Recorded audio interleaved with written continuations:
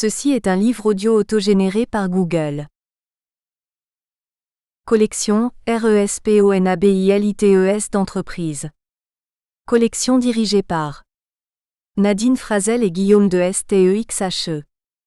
La mondialisation renforce la nécessité de s'interroger au sujet des principes et des règles de responsabilité permettant d'intégrer les composantes économiques, environnementales et sociales des modes de gestion des entreprises et des organisations. L'ouverture, le pluralisme et la tolérance sont en jeu dans ces nouvelles formes de gouvernance.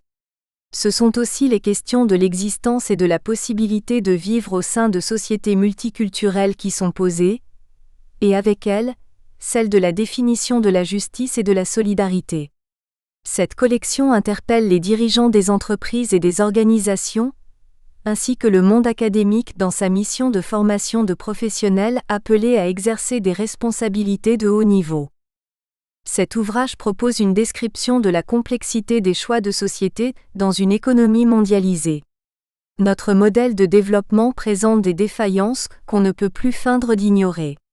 La génération actuelle et nos enfants pourront-ils vivre en bonne harmonie entre eux et avec leur milieu naturel sur notre planète Terre ?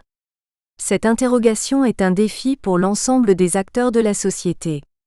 Elle interpelle individuellement tous ceux qui agissent et décident dans leur sphère d'influence respective, et qui ont la conviction que la finalité économique de l'entreprise est indissociable de sa finalité humaine. Déjà paru dans la même collection.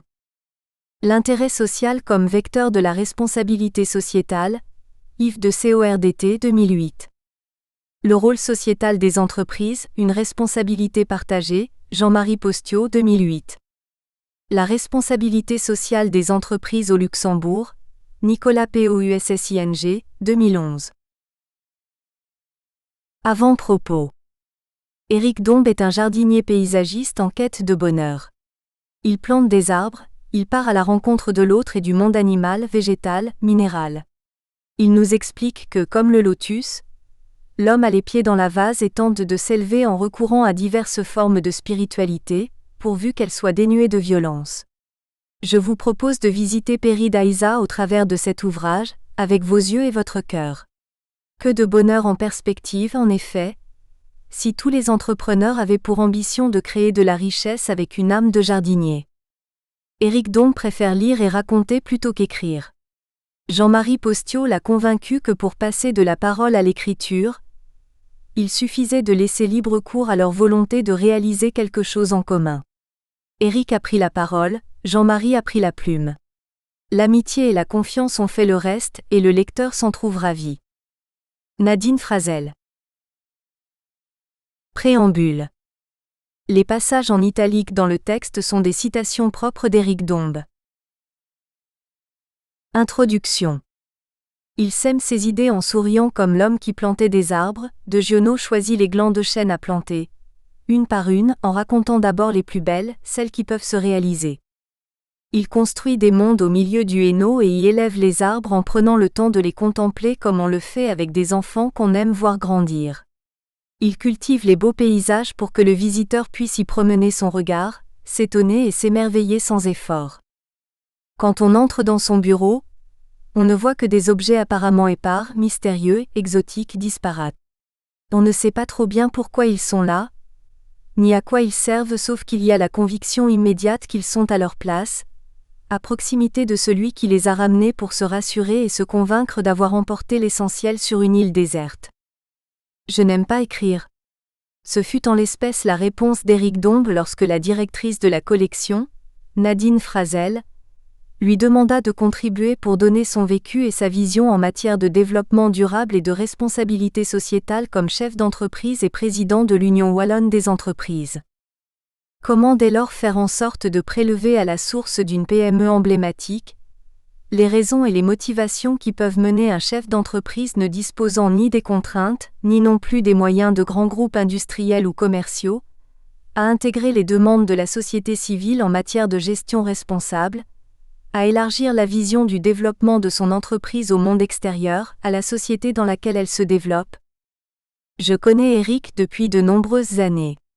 Depuis le jour où, dans une phase de développement du parc Paradisio, il a voulu reproduire le bateau de Noé sauvant la biodiversité. Il voulait collaborer avec le WWF pour illustrer les enjeux de la biodiversité, pour le maintien d'un environnement durable pour l'homme et sa planète. Association a priori contre nature entre un parc animalier et des organisations non gouvernementales, WWF, Natagora, Carapace. L'aventure n'était sans doute pas sans faille ni difficulté, mais elle s'est poursuivie. L'homme a eu raison de toutes les suspicions car sa force de persuasion vient en grande partie de sa sincérité.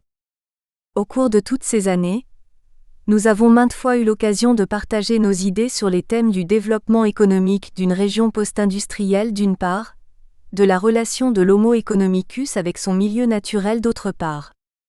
Assez naturellement, l'idée de s'entretenir sur le thème du développement durable et de la responsabilité des entreprises pour en faire un texte à partager a rapidement pris forme. En quelques messages électroniques, la décision a été prise. En avant, s'est-il écrié dans le dernier. Notre contrat était dès lors scellé. Nulle intention ici de faire un exposé didactique ou justificatif de ces concepts déjà largement commentés et disséminés parfois dans la confusion, mais heureusement aussi, résultant d'une certaine fusion des idées et des objectifs. Non, l'issue de ce livre est de délivrer le vécu et la vision d'un chef d'entreprise convaincu de l'impérieuse nécessité d'assurer mieux la cohabitation de l'homme avec sa planète, et du fait qu'il faut l'assumer comme une mission civile. Par définition, des entretiens ouverts sont dégagés de toute contrainte de structure si ce n'est le thème central. Les nôtres se sont étalés sur une année dans un certain désordre. Finalement, dans cet échange bouillonnant, 1001 idées ont été formulées parmi lesquelles nous avons dû faire un tri, non sans quelques regrets.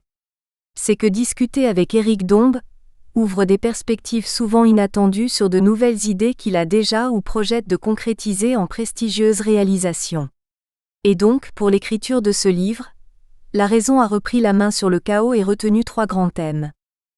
Comment se construit lentement le sens de la responsabilité sociétale de l'entreprise ? À côté du discours normalisé, quels sont les défis pour les entreprises et spécialement les plus petites d'entre elles ? Quels sont les axes porteurs de ces changements ? Comment évaluer les principaux risques et opportunités de la responsabilité sociétale pour grandir mieux ?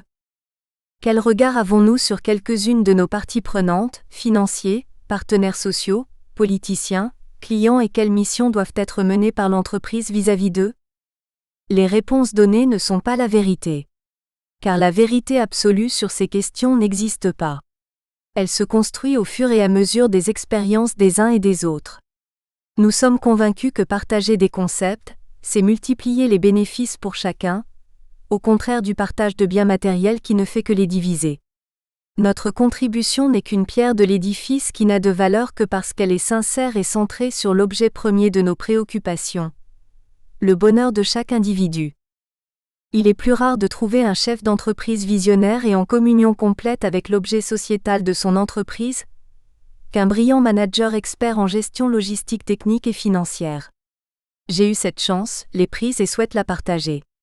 Ainsi, nous avons tous la chance de faire ce qui doit être fait. Il suffit simplement parfois de le vouloir. De quoi parlons-nous ? Les thématiques de développement durable, d'aider et de responsabilité sociétale des entreprises, RSE, que ces entretiens évoquent, sont centrés sur 2 concepts largement développés actuellement dans la société par les individus, les diverses organisations, entreprises représentant des intérêts particuliers parfois divergents. Ces thématiques ne sont pas nouvelles car depuis le XVIIe siècle avec l'arrivée de la révolution industrielle, l'enrichissement de la bourgeoisie et les prises de pouvoir démocratiques aux dépens de ceux détenus par le sang, les penseurs, les philosophes, les sociologues, les économistes se sont préoccupés de la manière suivant laquelle la richesse se formait, se multipliait, se distribuait, comment l'homme gérait et arbitrait les différents choix à faire. La place de l'éthique en économie n'est pas neuve. Historiquement, l'économie et l'éthique ont été liées. Adam Smith, un des pères de la pensée économique, était professeur de philosophie morale à l'université de Glasgow lorsqu'il formula ses théories de politique économique, dont les principaux supports sont la motivation et l'accomplissement social. L'origine des études chez des auteurs tels que Carnot, Pigou, intègre la vision d'une société dont le développement dépend non seulement du résultat économique mais également de l'équilibre à atteindre en tant que welfare, bien-être pour la société, équité des revenus, internalisation de coûts sociaux par le marché. Des générations de théoriciens qui ont repris, modifié et développé ces théories ont peu à peu écarté la morale pour ne retenir que l'approche théorique financière et mathématique. Il est vrai qu'il est plus aisé d'atteindre des objectifs si on en limite le nombre. La recherche d'une toujours plus grande quantité de croissance, de la productivité génératrice de valeur ajoutée et le désir de détenir toujours plus de biens ont fait le reste. La qualité de vie de générations d'ouvriers et les pollutions industrielles étaient délibérément laissées de côté, pour permettre d'atteindre plus facilement les objectifs quantitatifs voulus et espérés par l'ensemble de la société. Réintégrer l'éthique dans le monde des affaires est sans doute la meilleure réponse, l'opportunité pour le monde économique en général, les entreprises en particulier, de se redéfinir un cadre de référence de ce qu'est le bien et le mal, parce que de manière consciente ou forcée, nous savons qu'il faudra de plus en plus rendre des comptes à l'ensemble de la société et non plus seulement respecter des obligations légales ou faiblement contraignantes comme les best practices. Le développement durable, DDS. Le développement durable, traduction de l'expression anglaise Sustainable Development, est une conception de l'intérêt public, appliquée à la croissance économique et reconsidérée à l'échelle mondiale afin de prendre en compte les aspects environnementaux et sociaux d'une planète globalisée.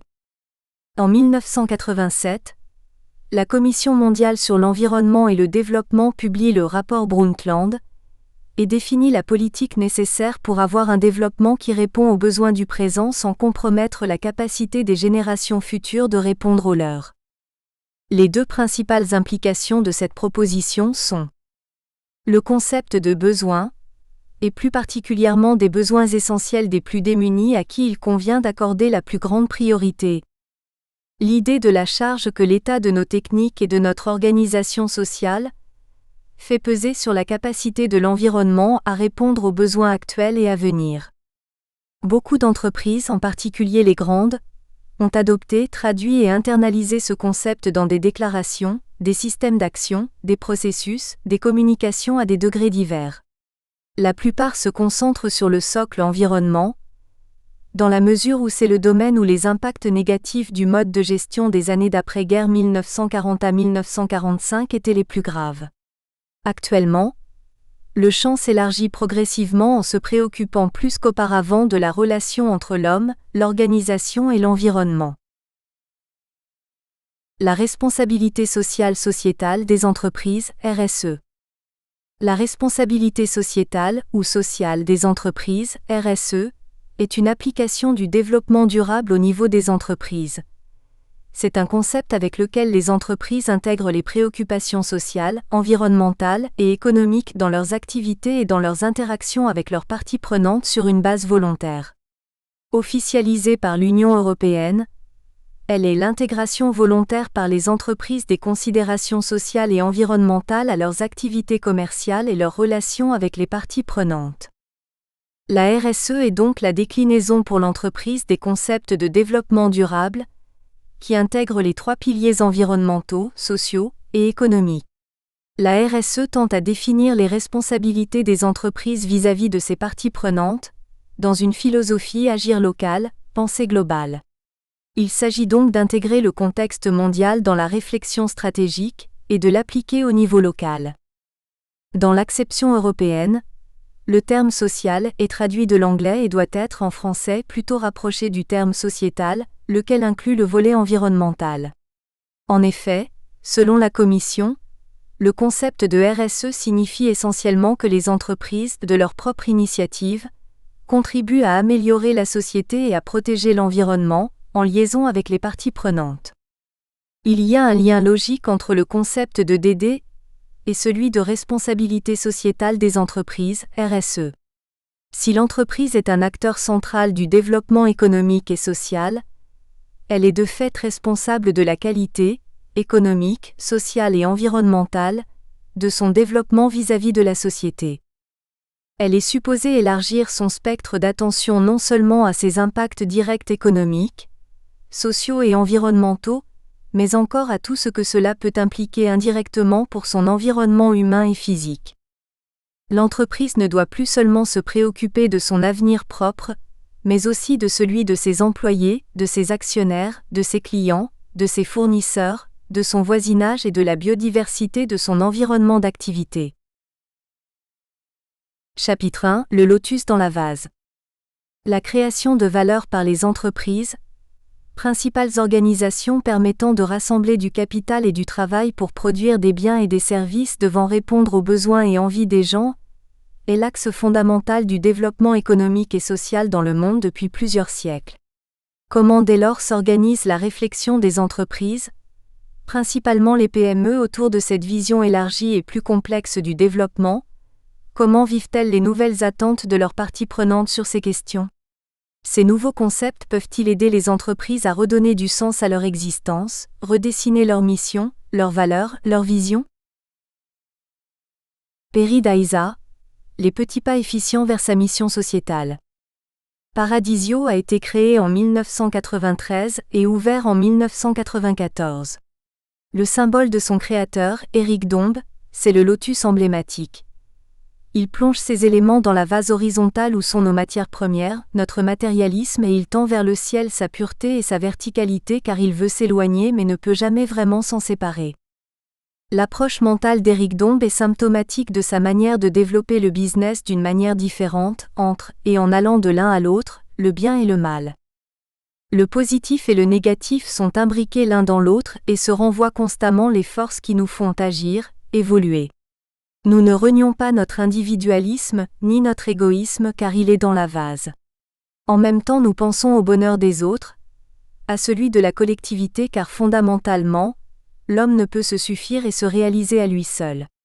Nous sommes tendus entre ces deux forces qui sont à la fois contradictoires et nécessaires l'une à l'autre. Au moment de la création en 1993, la jeune entreprise est dans la vase. Une très mauvaise image de marque pour la création d'un business qui consiste, selon ses détracteurs, à faire des profits sur le dos des petits oiseaux. L'idée n'est pas crédible non plus sur le plan économique. Au début des années 1990, les zoos n'ont pas encore surmonté la grande vague de critiques salutaires contre les zoos classiques.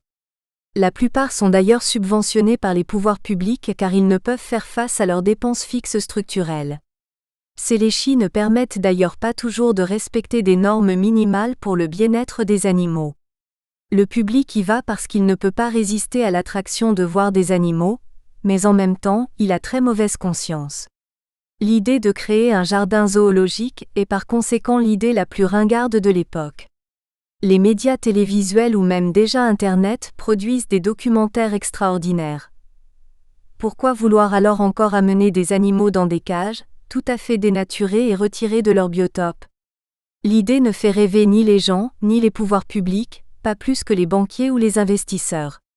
Elle est développée par un juriste qui n'a pas de compétences financières, et qui surtout, n'a aucune crédibilité en tant qu'amoureux de l'environnement. Enfin, le pire endroit est choisi pour créer ce jardin.